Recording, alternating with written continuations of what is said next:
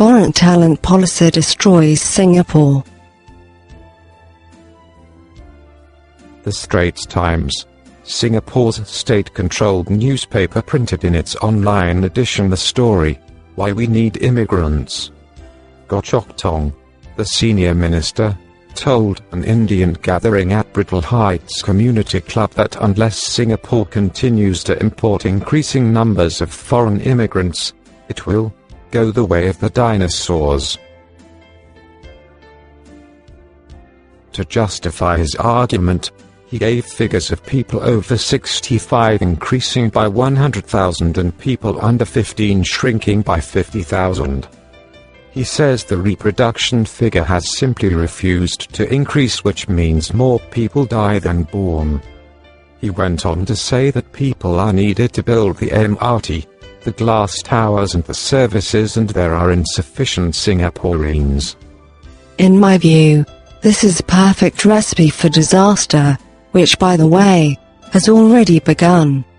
For a highly educated and experienced million-dollar minister to say this, we can only conclude that he is not being entirely honest. If he were to ask himself, why do Singaporeans leave the country en masse, which is the major reason for the population decline? Why do people not have children? Why does 3 out of 4 young people interviewed want to emigrate if given the chance? In other words, why do Singaporeans hate Singapore so much? Why? I bet he knows the answer. And if he truly addresses those questions, Singaporeans would remain in the country and procreate. They would be happy. But there is one downside to it, of course. Goh Chok Tong and his good friend Lee Kuan Yew would be kicked out and perhaps tried, convicted and imprisoned. Not wanting that, of course, he comes up with this stopgap measure of bringing in more and more foreigners, which is nothing more than temporary first aid. By the time it all eventually collapses, which will not be overnight, he would either be dead and gone or into exile. That is why he continues with this deliberate plan to keep increasing foreigners. It keeps him and his friends at the top safe for the moment. He is being deliberately dishonest in this. We all know why native Singaporeans are beginning to hate their government and their country. For one, it is the ongoing daylight robbery of the man in white, Lee Kuan Yew and the PAP. No single Singaporean can accept the fact of Lee Kuan Yew and his friends paying themselves millions while the majority of others have to eke out a living as best they can. In order to inflict the maximum pain on his people while he and his friends wallow in luxury, he makes sure of deliberately increasing taxes, utility bills, transportation costs, medical fees, and you name it. The people naturally ask, what need is there to squeeze the last penny out of the poor while he and his friends continue to grab more than they could possibly spend? While they live the unimaginable lives of luxury, the poor are being kicked out of their jobs because a foreigner has taken it. While they have no social security or unemployment assistance whatsoever.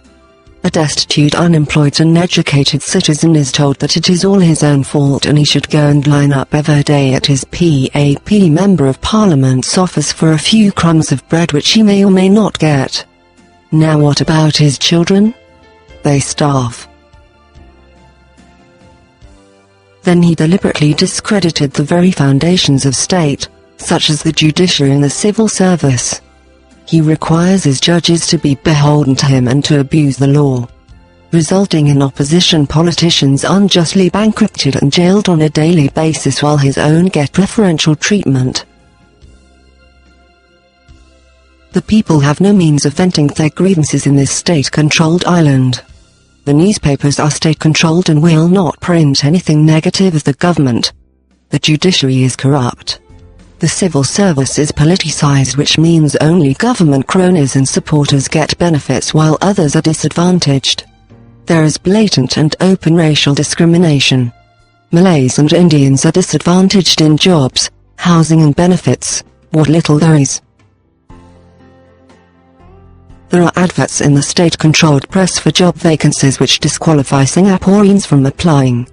Jobs reserved for foreigners only. The HDB, Singapore's government housing monopoly, gives choice locations to the Chinese, while the Malays and Indians are required to disperse and live among them.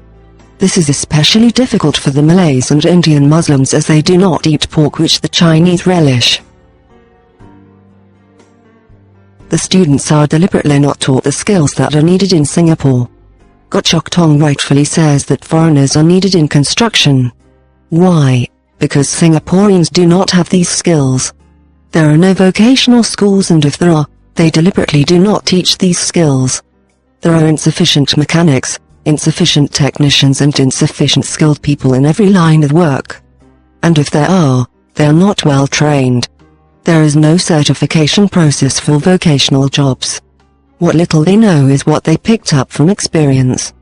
And there are insufficient lawyers because the law has been completely discredited. Even a boy can tell Goh Chok Tong why there is this massive loss of people from Singapore. The reason is himself, and his boss Lee Kuan Yew.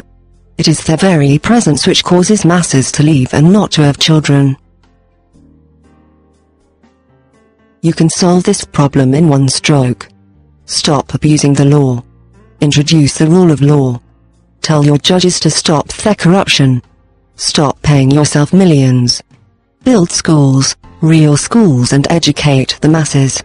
Stop persecuting political opponents. Free the press. Allow free speech, expression, and assembly. Give people some security in their lives. Introduce a minimum wage and social security for the unemployed. Stop racial discrimination. Stop favoring foreigners at the expense of Singaporeans. Give jobs to Singaporeans first before foreigners. And last but not least, stop your arrogance. Do it and Singapore's problems would be solved overnight. The only ones who will sink roots are the illiterate Chinese-speaking imports. Not a single educated foreigner will stay. They may come not knowing what Singapore really is. But when they know what it really is, an island under the grip of the Lee family with no rights whatsoever, they will go the way they come. And while that goes on, increasing Singaporeans will continue to leave. At a point, foreigners and their offspring will equal native-born Singaporeans. These people will have no loyalty, and Singapore will turn into a revolving door. People coming and people leaving. And those leaving will continue to discredit Singapore in their native countries after knowing what it truly is. So when Lee Kuan Yew behaves like a king, this antagonizes the people, resulting in hatred and contempt.